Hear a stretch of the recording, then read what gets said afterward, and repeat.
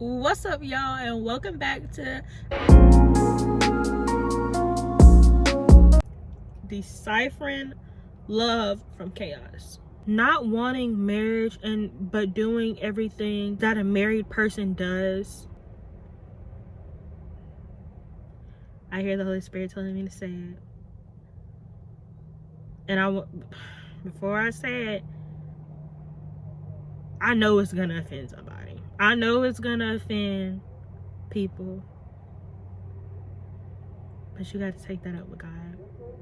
Because I'm just a mouthpiece for God. Like, yeah, you gotta take, if you have a problem with it, go to God. Coming to me, I'm telling you, like, 'cause I ain't gonna do nothing but pray for you. That's all I'm gonna do. So yeah.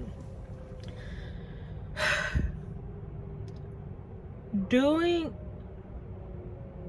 everything that a married person does, but in no desire to be married, but doing all of the things that married people should do or do, is demonic. It is not of God. It's of the enemy.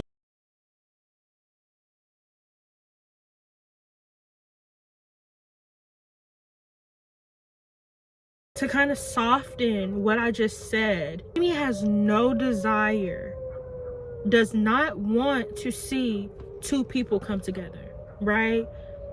And in the beginning, in Genesis, God created man and woman. He created man first, and then he said that I'm gonna make him a partner.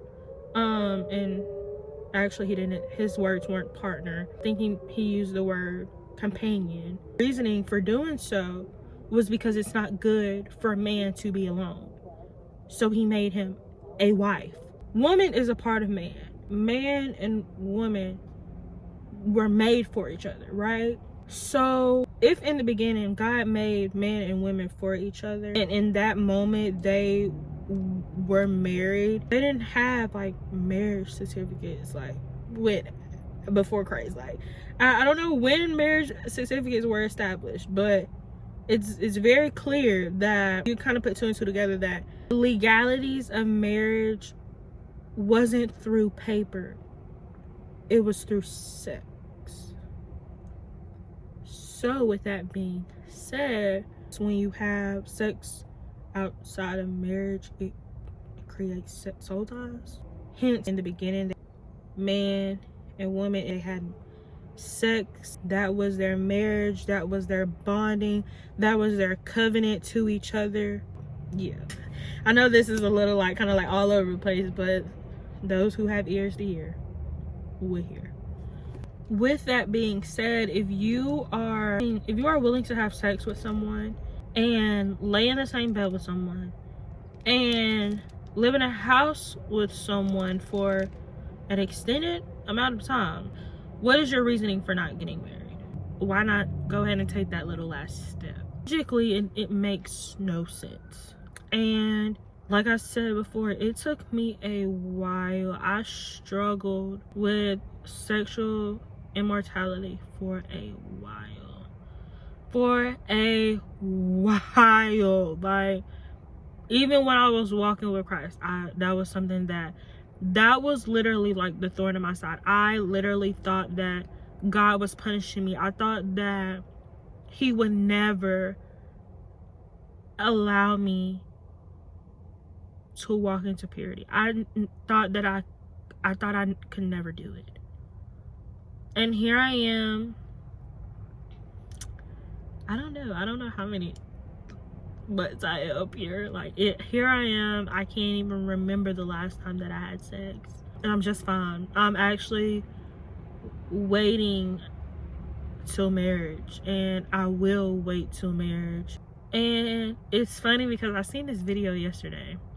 Because I just had this conversation with someone. And I found myself like questioning, like, because I never heard or seen a man wait until marriage, right? So I kind of like was like questioning, like, is it possible for a man to even wait for marriage? Like, I've heard it, it's a little normalized for women to, you know, be abstinent.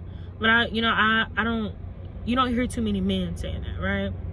So I found myself like wondering, and I get on YouTube and it's a video of Tony Gaskins, and I think I'm gonna screenshot it, and it was titled, "Can Men Wait for Marriage?" God instantly answered my question. And one of the things that I remember Mr. Tony Gaskins saying was, if it wasn't possible for man or woman to wait to have sex until marriage, it wouldn't have been written down in the Bible. God wouldn't have said it if it wasn't possible, right? In fact, all things are possible with Christ. So I just thought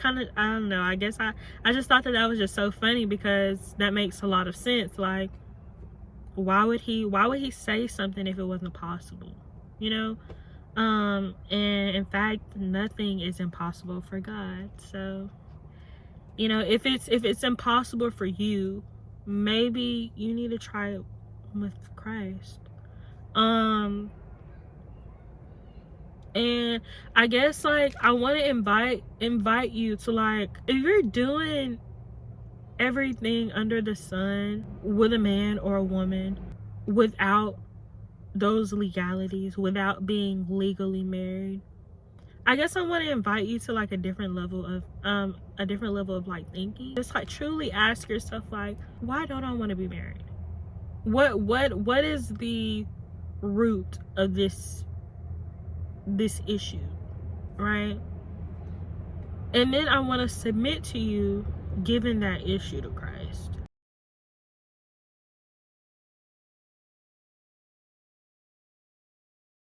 Bye.